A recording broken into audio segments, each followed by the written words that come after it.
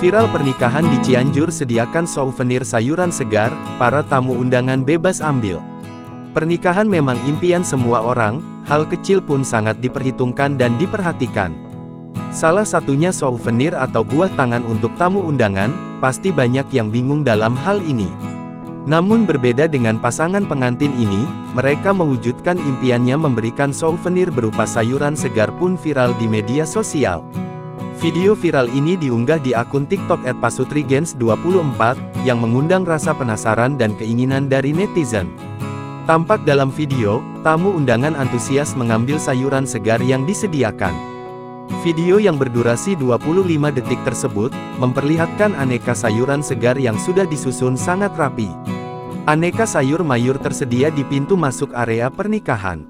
Paling antusias untuk mengambil sayuran yaitu kalangan ibu-ibu, mereka sampai sibuk memilih sayuran yang beragam.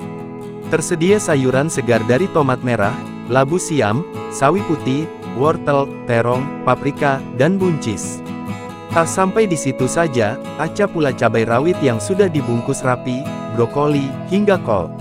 Emak-emak yang melihatnya pasti langsung senyum-senyum, karena souvenir berupa sayuran bisa langsung menjadi persediaan di dapur.